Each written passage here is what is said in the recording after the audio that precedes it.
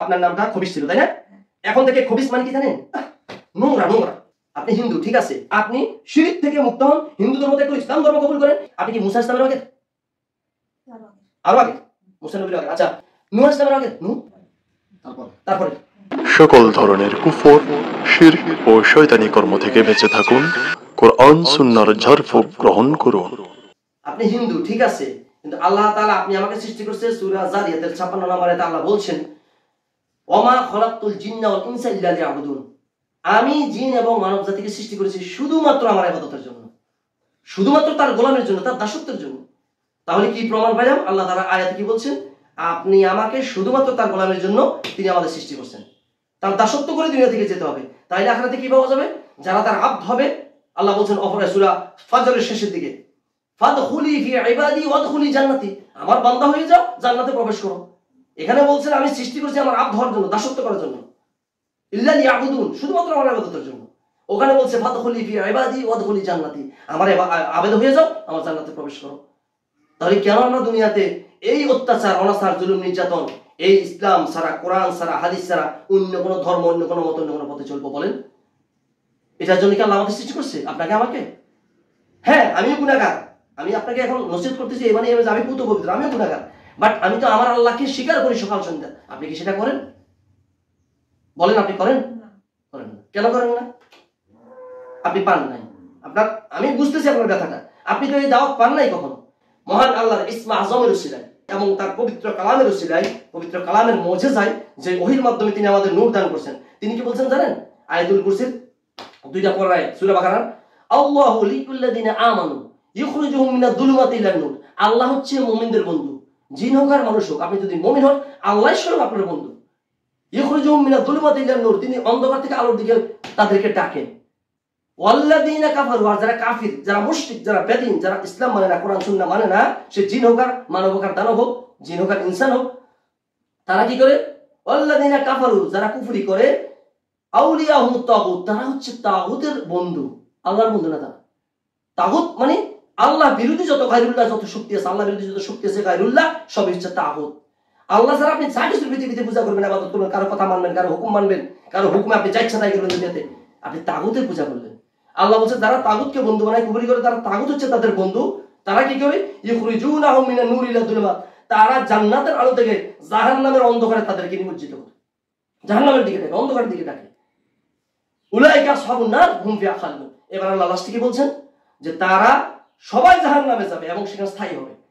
এখন আমার বোন, আপনি বলেন, আপনি দানব, আমি মানব, আমি জাহান্নামে যেতে চাই না, আল্লাহর কাছে আশ্রয় চাই জাহান্নামের কঠিন শাস্তি থেকে এবং জান্নাত চাই। আপনি কি আল্লাহ জাহান্নাম থেকে বাঁচতে চান?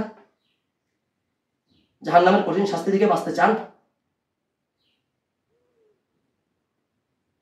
আমি মহান আল্লাহর দোহাই দিয়ে আপনাকে প্রশ্ন করতেছি, আপনি কি আল্লাহর জাহান্নামের অনন্তকালের কঠিন শাস্তি থেকে, হুম ফিহা খালিদুন, অনন্তকাল থাকবে সেখানে, কোনোদিন বের হতে পারবে না, আপনি কি সে অনন্তকালের জাহান্নাম থেকে এই বয়সে এসে, আপনি বলছেন আপনার বয়স হয়ে গেছে, অনেক পোলাপান নাতিপুতি হয়ে গেছে, এই বয়সে এসে হয়তো আপনার বয়স আপনি এক্স্যাক্টলি বলতে পারতেছেন না, হয়তো 10, 20,000, 50,000 বছর, আমি জানি না, আল্লাহ আল্লাহ আল্লাহ আল্লাহ, কিন্তু এই বয়সে এসে, শেষ বয়সে এসে আপনি কি এখনো মুসলমান না হয়ে কালেমা তাওহীদের কালেমা লা ইলাহা ইল্লাল্লাহ না পড়ে মরবেন আর অনন্তকাল জাহান্নামে থাকবেন? আপনার জন্য সুসংবাদ, সারা জীবন যত পাপ করেছেন, আপনি যদি এখন কালেমা লা ইলাহা ইল্লাল্লাহ পড়েন, আপনি আজ থেকে আল্লাহর কাছে মুমিন এবং প্রিয়। সারা জীবন যা করেছেন সবকিছু আল্লাহ নেক দ্বারা পরিবর্তন করে দেবেন ইনশাআল্লাহ। এটা আপনার জন্য সুসংবাদ, কারণ আপনি জীবনের শেষ পর্যায়ে এসে আপনি দাওয়াত পাইছেন ইসলাম। আল্লাহকে বলতে পারেন, আমি দাওয়াত যেদিন পাইছি সেদিন আমি দাওয়াত ফিরাই দিই নাই, আমি ডিনাই করি নাই, আমি তোমার দাওয়াতকে, তোমার কালিমাকে অবজ্ঞা করি নাই, আপনি বলতে পারবেন। এবং কিয়ামতের দিন আমার বিশ্বাস আল্লাহ আপনাকে মাফ করে দেবেন এবং জান্নাত দান করবেন ইনশাআল্লাহ। এবার আপনি বলেন, আপনি জাহান্নামের কঠিন শাস্তি থেকে বাঁচতে চান, জান্নাত চান নাকি চান না? কথা সংক্ষেপ করবো তো, পরবর্তীতে যদি আরো দাওয়াত প্রয়োজন হয় আপনি আমার সাথে দেখা করবেন, আমি আপনাকে আরো দাওয়াতের কাজ করবো ইনশাআল্লাহ। আর কোরআন সুন্নাহর কথা বলবো, দিন দিন তাওহীদ শিখাবো, সুন্নাত শিখাবো, নামাজ কালাম শিখাবো, সব শিখাবো ইনশাআল্লাহ। আপনি জাস্ট আজকে বলেন, আপনি অনেক মুরব্বী, বয়স অনেক বড়, যেহেতু আপনার অনেক গোষ্ঠীঘাতী হয়ে গেছে, তার মানে আমার মনে হয় মিনিমাম 20-30 হাজার বছরের কম হবে না ইনশাআল্লাহ। কারণ আমি রহমত নামে একজনকে তওবা করাইছি, 10,000 বছর বয়স, তারাই ছিল, কিন্তু আপনি এখন বয়স হয়েছে, আপনি নিজে স্বীকার করলেন, আলহামদুলিল্লাহ। কথা আনুমানিক আপনি কি মুসা ইসলামের আগে, আরো আগে, নূহ ইসলামের আগে, নবী নূহ, তারপরে তাহলে নূহ ইসলামের আমল পান নাই।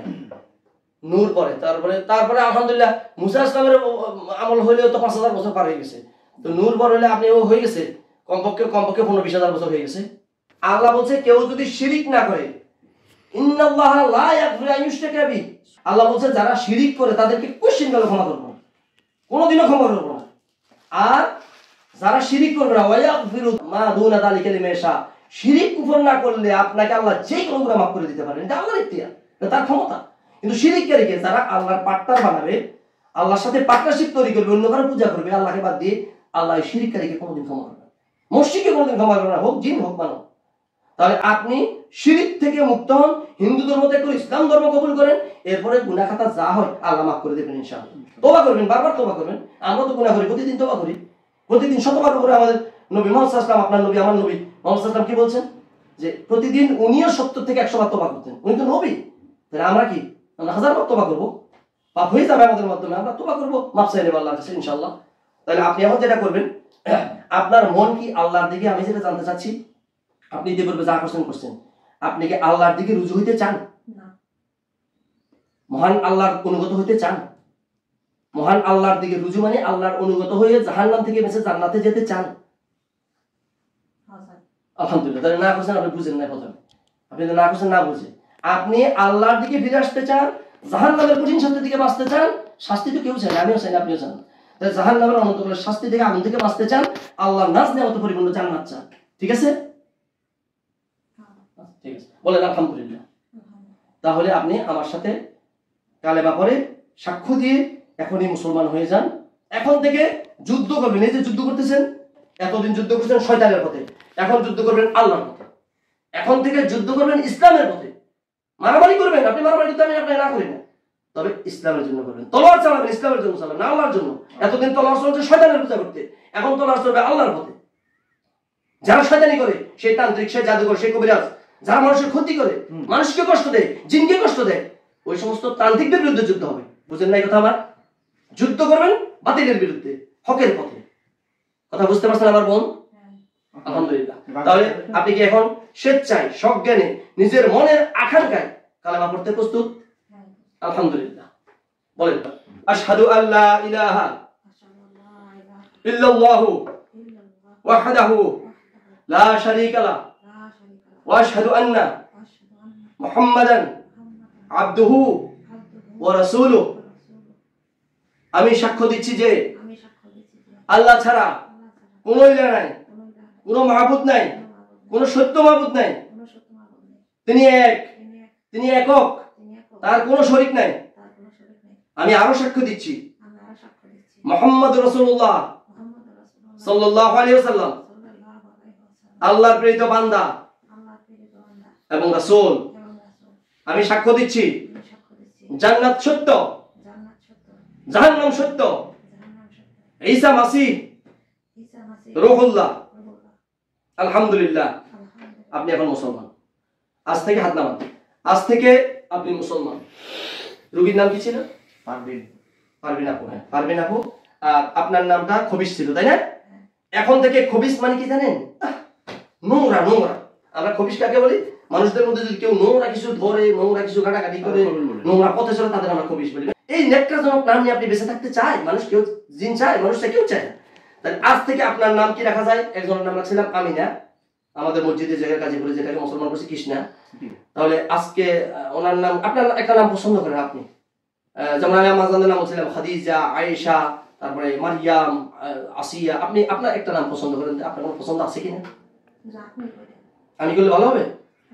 তাহলে আমি রাখি, আমি খুব পছন্দ করি আম্মাজান খাদিজাতুল কুবরা রাদিয়াল্লাহু আনহা, যিনি ইসলামের জন্য সবকিছু করেছেন, মহিলা হয়ে সব বিলিয়ে দিয়েছেন ইসলামের জন্য। আমি তার নামে আপনার নাম রাখলাম, যাতে তার আসরটা আপনার উপরে পড়ে।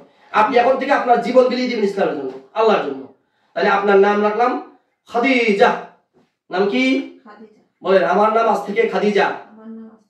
আমি আল্লাহর জন্য, আল্লাহর সন্তুষ্টির জন্য এই নাম কবুল করে নিলাম। আল্লাহুম্মা আমিন।